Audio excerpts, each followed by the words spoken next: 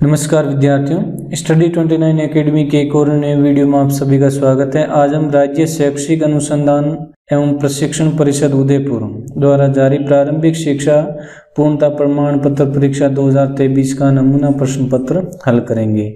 यह कक्षा 8 और इसका विषय होगा यानी 8वीं बोर्ड एग्जाम का जो पेपर आएगा उसका ये नमूना प्रश्न पत्र है। अगर आप कक्षा 8 के विद्यार्थी हैं तो इस वीडियो को शुरू से लेकर अंत तक देखें और अपना कोई सुझाव हो तो कमेंट बॉक्स में जरूर लिखें। हमारा पहला प्रश्न है, नायलॉन का उपयोग होता है। तो नायलॉन का उपयोग कहाँ कहाँ पर होता है ऑप्शन में हमें बताना है। कपड़े निर्माण में, रस से तंबू बनाने में, दांत साफ करने का ब्रश बनाने में, उपरोक्त सभी।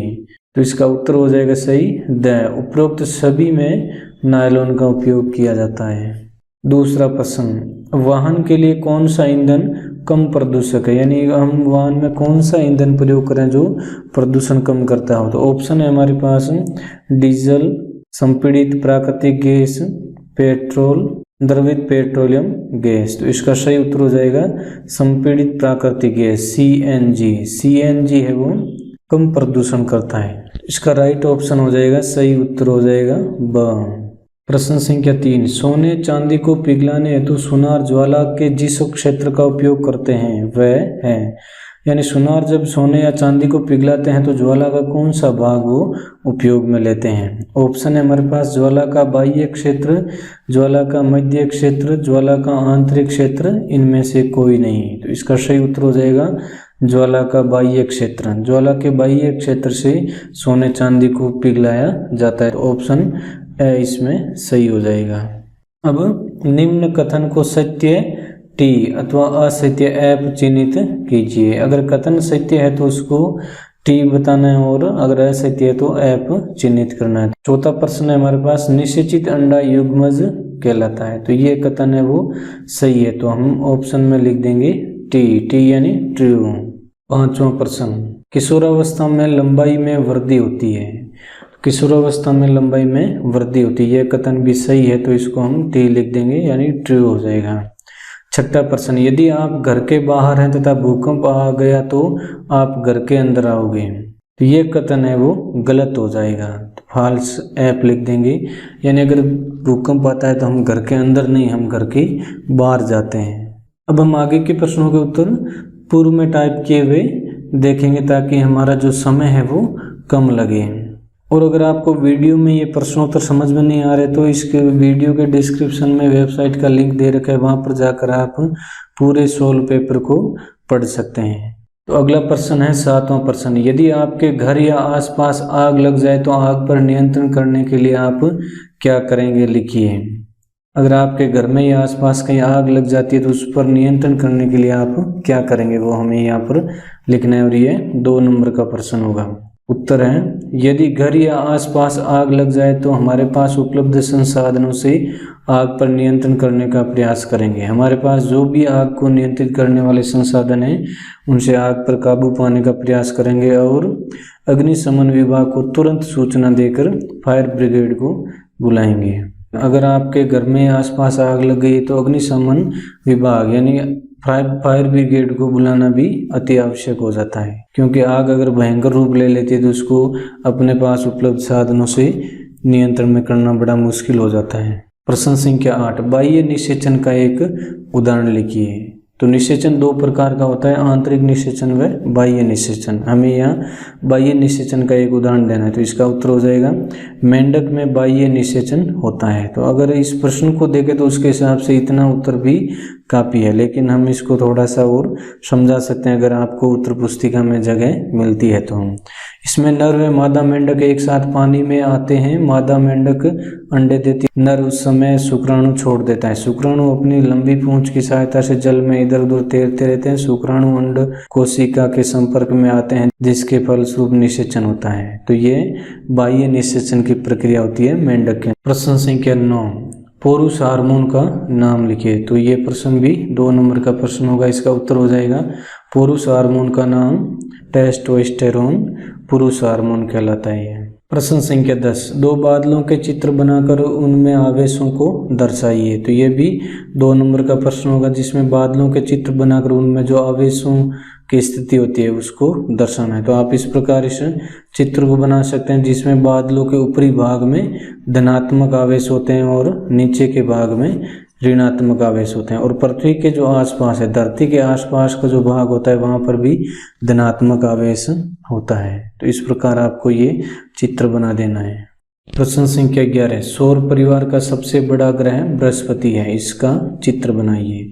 सबसे बड़े ग्रह बृहस्पति का आपको चित्र बनाना है। तो बृहस्पति का चित्र आप इस प्रकार बना सकते हैं, और इसमें अगर आप थोड़ा बहुत लिखना चाहें तो लिख भी सकते हैं। जैसे बृहस्पति सौर परिवार का सबसे बड़ा ग्रह है। यह है ग्रह इतना बड़ा है कि लगभग 1300 पृथ्वियां इस विशाल ग्रह के भीतर रखी जा सकती हैं। बृहस्पति का द्रव्यमान पृथ्वी के द्रव्यमान का लगभग 318 गुना है। यह अपने अक्ष पर अत्यधिक तीव्र गति से घूमता है। तो चित्र बना सकते हैं और उसके अनुसार थोड़ा सा आप विवरण भी लिख सकते हैं इसे प्रश्नों में। प्रश्न संख्या 12, नाइट्रोजन चक्र का चित्र बनाइए।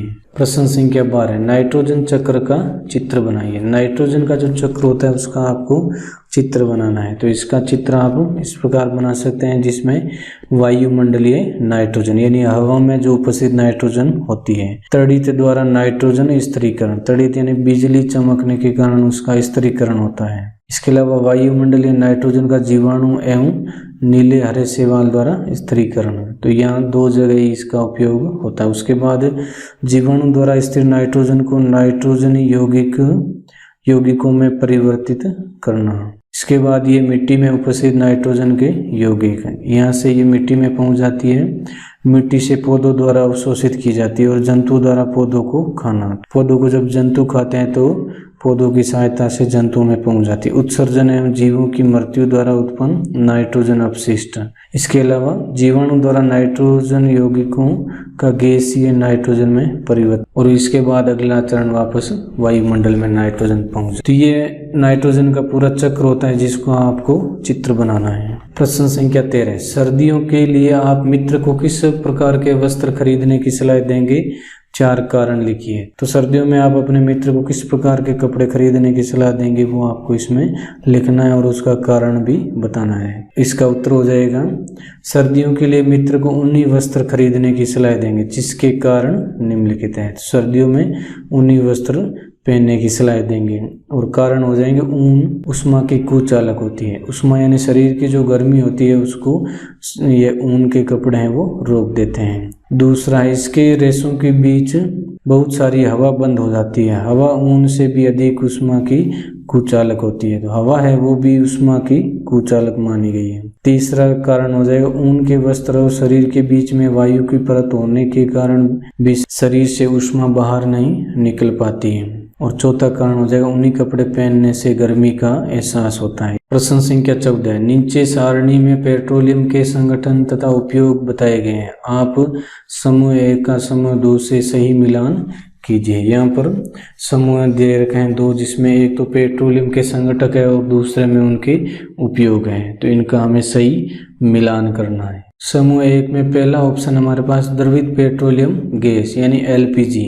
एलपीजी का प्रयोग हम करते हैं सी यानी घरों एवं उद्योगों में ईंधन के रूप में, घरों व उद्योगों में ईंधन के रूप में। दूसरा है डीजल, तो डीजल का प्रयोग हम करते हैं भारी मोटर वाहन व विद्युत जनित्रों के लिए ईंधन के रूप में। पैराफिन मोम, इसका प्रयोग करते हैं हम मरहम, मोमबत्ती, वैसलीन निर्माण आदि में। और अंतिम है बिटुमेन। बिटुमेन का प्रयोग पेंट्स एवं सड़क निर्माण में किया जाता है। तो यहाँ पर अलग से इनको दर्शाया गया, आप वीडियो को रोककर इनको भी आसानी से पढ़ सकते हैं। प्रश्न संख्या 15, नीचे लिखे गए वाक्यों की सत्यता की जांच कर सत्य या असत्य पर सही का निशान लगाइए। पहला है, वनोन्मूलन से वर्षा दर प्रभावित नहीं होती, यानी वनों की कटाई होगी या वनों का उन्मूलन होगा तो वर्षा प्रभावित नहीं होगी, यह कथन है वो असत्य हो गया। दूसरा है, इसमें वन्य प्राणी अभ्यारण्य वह क्षेत्र है जहाँ पर जंतु सुरक्षित है व संरक्षित रहते हैं, तो यह कथन है वो सत्य हो जाएगा, यह कथन सही हो जाएगा। संकटापन्न जंतु वे जंतु है जिनकी संख्या एक निर्धारित स्तर से कम होती जा रही है। तो ये कथन भी सत्य है। अगला वाक्य है धीरे धीरे उपजाऊ भूमि मरुस्थल में बदल जाती है, उसे मरुस्थलीकरण कहा जाता है। तो जो उपजाऊ भूमि होती है वो मरुस्थल के रूप में बदल जाती है धीरे धीरे, उसका कारण कुछ भी हो सकता है। तो ऐसी जो भूमि होगी उसको हम मरुस्थलीकरण कहेंगे। ये बात भी सत्य है, तो ये कथन भी सत्य हो जाएगा। प्रश्न संख्या 16, पादप कोशिका व जंतु कोशिका का नामांकित चित्र बनाइए। तो दोनों का नामांकित चित्र बनाना है और ये प्रश्न है वो 4 नंबर का है। तो यहाँ पर हमें पादप कोशिका और जंतु कोशिका दोनों को हमने चित्र के माध्यम से दर्शाया है। तो कोशिका झिल्ली दोनों में होती है, रेक्तिका भी दोनों में होती है, केंद्रक और कोशिका द्रव्य ये सब दोनों में होते हैं। कोशिका भित्ति है जो केवल पादप कोशिका में पाई जाती है। इस प्रकार आप ये दोनों चित्र आसानी से बना सकते हैं। प्रश्न संख्या 17, दाब की परिभाषा व सूत्र लिखिए। ये भी 4 अंक का प्रश्न होगा। इसका उत्तर हो जाएगा दाब की परिभाषा, किसी पृष्ठ के प्रति एकांक क्षेत्रफल पर लगने वाले बल को दाब कहते हैं। दाब का सूत्र है, तो दाब का सूत्र हो जाएगा दाब बराबर बल भाजक क्षेत्रफल जिस पर यह लगता है, यानी बल बटे क्षेत्रफल जिस पर यह लगा है, जो बल लगा है वो दाब का सूत्र हो जाएगा। प्रश्न संख्या 18, यदि आपको चिकने फर्श पर चलना दौड़ना होता हो तो आपको किस प्रकार के जूते या चप्पल का प्रयोग करना चाहिए, लिखिए। तो इसका उत्तर हो जाएगा यदि हमें चिकने फर्श पर चलना दौड़ना होता हो तो हम खांचेदार तलियों वाले जूते या चप्पलों का प्रयोग करेंगे। हमें अगर चिकने फर्श पर चलना हो या दौड़ना हो तो हम खांचेदार तलियों वाले जूते या चप्पलों का प्रयोग करेंगे, और उसका कारण होगा खांचेदार तलियों वाले जूते या चप्पल से घर्षण बढ़ जाता है और इनकी पकड़ चिकने फर्श पर अच्छी बनती है। प्रश्न संख्या 19, शोर व संगीत में 2 अंतर लिखिए। तो शोर और संगीत में क्या अंतर होते हैं वो हमें लिखने हैं। इसका उत्तर हो जाएगा पहला अंतर है इसमें शोर अप्रिय या अवांछित ध्वनि जबकि संगीत प्रिय ध्वनि होती है। दूसरा अंतर हो जाएगा शोर कष्टप्रद होता है और जबकि संगीत सुखद होता है। शोर हमारे सुनने में कष्टप्रद होता है जबकि संगीत सुनने पर हमें सुखद अनुभव होता है। प्रश्न संख्या 20, विद्युत लेपन दर्शाता हुआ सरल परिपथ का नामांकित चित्र बनाइए। तो ये प्रश्न है वो 4 अंक का होगा। यहाँ पर हमें विद्युत लेपन दर्शाता हुआ सरल परिपथ का नामांकित चित्र बनाना है। तो ये विद्युत लेपन दर्शाता सरल परिपथ, इसका चित्र इस प्रकार बनाना है आपको और इनमें नाम भी लिखने हैं। तांबे की प्लेट, कॉपर सल्फेट, विलयन। प्रश्न संख्या 21, कृत्रिम उपग्रह से हमें कई प्रकार की जानकारियां प्राप्त होती है, कोई 2 जानकारियां लिखिए। ये प्रश्न भी 4 अंक का है। इसका उत्तर हो जाएगा कृत्रिम उपग्रह से हमें मौसम की भविष्यवाणी करने की जानकारी मिलती है। कृत्रिम उपग्रह का उपयोग दूर संचार तथा सुदूर संवेदन के लिए किया जाता है। दूर संचार के लिए भी कृत्रिम उपग्रह का उपयोग किया जाता है। प्रश्न संख्या 22, आप अपने घर में गेहूं का भंडारण करना चाहते हैं, इसके लिए आप क्या क्या तैयारियां करेंगे, लिखिए। गेहूं के भंडारण में किस प्रकार की तैयारियां की जाती है वो हमें लिखना है। अथवा अगर ये प्रश्न आपको नहीं आ रहा है तो आप इसका उत्तर दे सकते हैं। जहां सिंचाई जल की कमी हो वहां आप सिंचाई की कौन सी विधि का उपयोग करेंगे, सिंचाई विधि का चित्र बनाइए। तो ये प्रश्न है वो 6 अंक का होगा। तो इस प्रश्न को या इसको दोनों में से एक का उत्तर देना है। तो हम देंगे गेहूं का भंडारण वाले प्रश्न का उत्तर। तो इसका उत्तर हो जाएगा गेहूं का भंडारण। फसल के दानों को अधिक समय तक रखने के लिए उन्हें नमी, कीट, चूहों तथा सूक्ष्म जीवों से सुरक्षित रखना आवश्यक है। गेहूं को भंडारण से पहले धूप में सुखाना आवश्यक है। इससे नमी कम हो जाने से गेहूं की कीट पीड़कों, जीवाणु एवं कवकों से सुरक्षा होती है। हम गेहूं का भंडारण जूट के बोरों, धातु के बड़े पात्र आदि में करते हैं। नीम की सूखी पत्तियां घरों में गेहूं के भंडारण में उपयोग की जाती है। धातु व अधातु गुणों के आधार पर कोई 4 अंतर लिखिए। धातु और अधातु में हमें 4 अंतर लिखने। ये तो आपके 23वें प्रश्न का पहला ऑप्शन हो गया। और इसके अथवा में भी एक दे रखा है प्रश्न। नीचे सारणी के कॉलम 1 में पदार्थ दिए गए, उनके सामने के कॉलम 2 में इनके उपयोग लिखिए। इन दोनों में से एक आप इसका उत्तर हो जाएगा पहला गोल्ड। गोल्ड का उपयोग, सोने का उपयोग आभूषण बनाने में किया जाता है। कॉपर, तांबे का उपयोग बिजली के तार बनाने में। आयरन, लोहे का उपयोग मशीनें बनाने में। मरकरी, जिसे हम पारा भी कहते हैं, पारे का उपयोग थर्मामीटर में किया जाता है। इस प्रकार ये जो 4 धातुएं दी गई थी उनके उपयोग हमें लिखने थे। प्रश्न संख्या 24, जिसका भाग ए है, मानव नेत्र की संरचना का नामांकित चित्र बनाइए। तो ये 4 अंक का हो जाएगा और दूसरा जो होगा भाग ब वो 2 अंक का। टोटल ये प्रश्न है वो 24 में 6 अंक का होगा। तो यहाँ पर हमें मानव नेत्र का नामांकित चित्र बनाना है, जो आप इस प्रकार बनाएंगे। 24वें का भाग ब, ट्रैफिक पुलिस से आप सड़क सुरक्षा संबंधी कौन से 2 प्रश्न पूछेंगे, लिखिए। सड़क सुरक्षा से संबंधित 2 प्रश्न है वो आपको ट्रैफिक पुलिस से पूछने हैं। तो यहाँ पर दिए गए वो प्रश्न भी आप लिख सकते हो। इसके अलावा भी अगर आपको अलग प्रश्न आ रहे हैं तो वो भी इसके उत्तर में लिखे जा सकते हैं। ट्रैफिक पुलिस से सड़क सुरक्षा संबंधी निम्नलिखित प्रश्न पूछेंगे। पहला प्रश्न हो जाएगा, पैदल चलते समय हमें सड़क के किस भाग पर चलना चाहिए। तो ये प्रश्न हो गया। दूसरा प्रश्न हो गया, यातायात के नियमों को मानना क्यों आवश्यक है। इस प्रकार अगर आपके मन में सड़क सुरक्षा से संबंधित इनके अलावा भी कोई प्रश्न आ रहे तो वो भी आप यहाँ पे इसके उत्तर में लिख सकते हैं। अथवा, इस प्रश्न के अथवा में भी एक प्रश्न दे रखा है तो आप उसके भी उत्तर लिख सकते हैं। अथवा वाला प्रश्न है, आपतन कोण तथा परावर्तन कोण बराबर होते हैं, इसे चित्र की सहायता से समझाइए। और इसका भाग आ हो जाएगा, यदि आपके पिताजी को धुंध में गाड़ी चलानी पड़ती है सड़क सुरक्षा है तो आप उनसे कौन से 2 प्रश्न पूछना चाहेंगे, लिखिए। तो हमने इसका भाग पहला जो भाग है वो कर लिया है। तो इसका अथवा के बाद वाला भाग अगर आपको सरल लग रहा है तो आप इसके उत्तर में ये भी लिख सकते हैं। प्रश्न संख्या 25, जिसका भाग है, शुद्ध जल और अशुद्ध जल की पहचान कैसे करेंगे, लिखिए। तो आपको इसका उत्तर लिखना है अगर आ रहा हो। ब, स्वच्छता संबंधी 2 बातें लिखिए जो आपको पसंद हो। तो आप इन दोनों का उत्तर लिख सकते हो या अथवा के अंदर आपको जो दे रखा है उसका उत्तर भी आप इसमें लिख सकते हो। अथवा वाला भाग ए का प्रश्न है, शुद्ध और अशुद्ध हवा में क्या अंतर है, लिखिए। तो आपको हवा में अंतर लिखना है, शुद्ध हवा में अशुद्ध हवा में। पहला अंतर हो जाएगा, ये स्वच्छ तथा पारदर्शी होती है। शुद्ध हवा वो स्वच्छ होती है तथा पारदर्शी होती है। अशुद्ध हवा यह स्वच्छ एवं पारदर्शी नहीं होती है।